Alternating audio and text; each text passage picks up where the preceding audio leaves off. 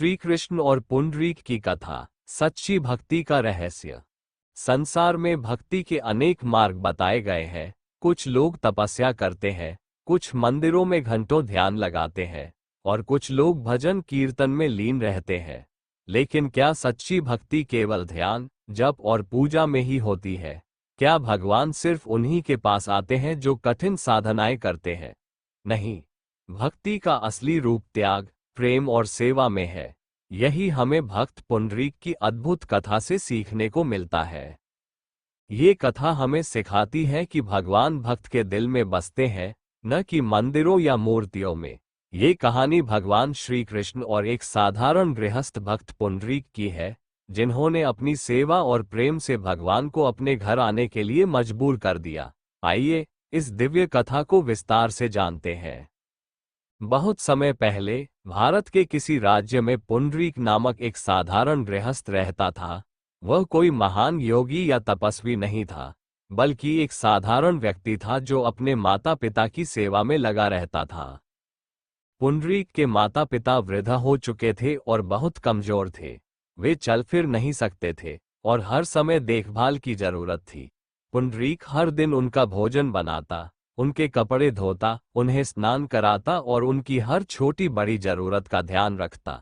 उसने कभी किसी मंदिर में जाकर पूजा नहीं की, न ही किसी यज्ञ में हिस्सा लिया, लेकिन वह अपनी माँ बाप की सेवा को ही सबसे बड़ा धर्म मानता था। लोग उसे देखकर कहते, पुंडरीक, तुम भगवान की पूजा क्यों नहीं करते, मंदिर क्यों नहीं जाते? तो वह मुस्कुराकर उत्तर देता, मुझे कहीं बाहर जाने की जरूरत नहीं। मेरे माता पिता ही मेरे भगवान हैं। उनकी सेवा करके ही मैं सच्ची भक्ति कर रहा हूँ। एक दिन महान ऋषि नारद मुनि वहां से गुजरे।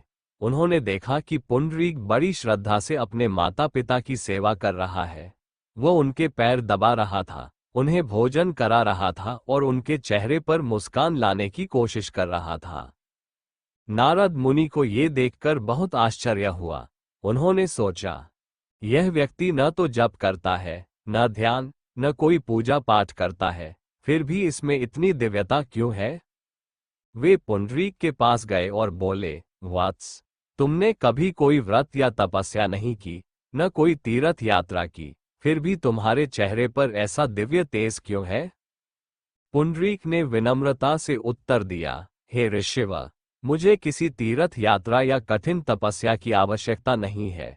मेरे माता पिता ही मेरे भगवान हैं और उनकी सेवा करना ही मेरी पूजा है। मैं वही कर रहा हूँ। नारद मुनि यह सुनकर भाव विभोर हो गए। उन्होंने सोचा कि भगवान श्री कृष्ण को इस भक्त के बारे में जरूर बताना चाहिए।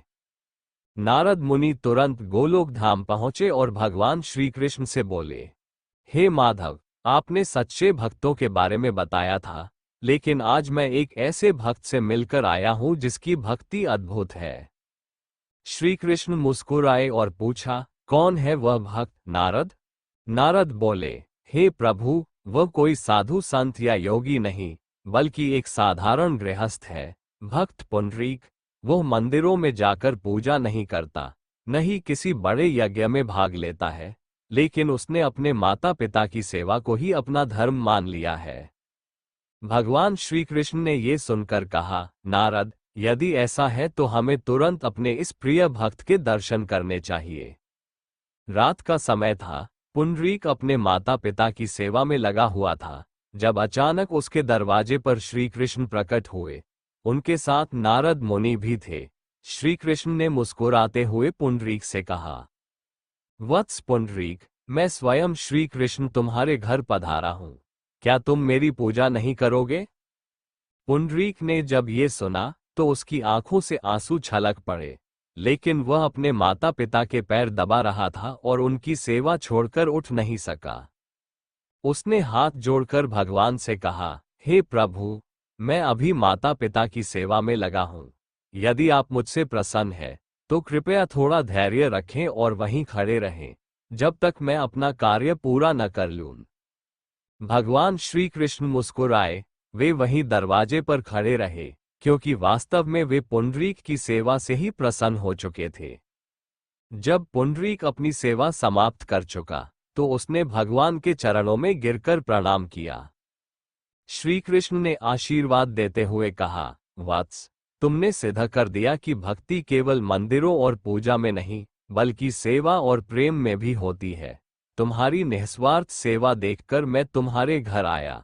आज से तुम मेरे सबसे प्रिय भक्तों में से एक हो।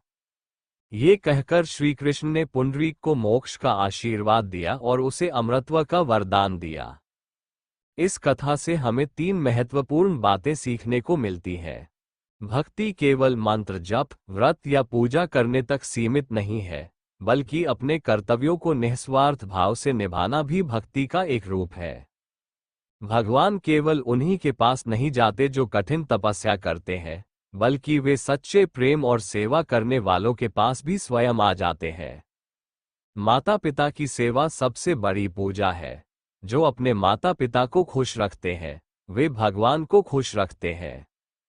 मेरे प्यारे बंधुओं, मैं आपको अपनी यह धार्मिक कथाओं को इसलिए सुनाता हूं जिससे निश्चित रूप से आपके जीवन में एक अच्छा बदलाव आ सके और आप भगवान के प्रति अटूट विश्वास और धार्मिक प्रतिस्पर्धा रखें, जिससे आपकी जीवन में खुशियां ही खुशियां हो। इसलिए मैं चाहता हूं कि आप मेरे इस चैनल को जरूर सब्सक्राइब करें, साथ ही अपने दोस्तों के साथ मेरे इन धार्मिक कथाओं को जरूर शेयर करें और बेल आइकन को भी जरूर दबा दें, जिससे हमारी धार्मिक कथा आप तक सबसे पहले पहुंच सके। कमेंट में हर हर महादेव जरूर लिखें। हे भोलेनाथ, जो भी भक्त कमेंट में हर हर महादेव लिखे, आप उनका जीवन खुशियों से भर दें, जिससे भगवान महादेव आपको हमेशा खुश रखे। जय भोलेनाथ, हर हर महादेव।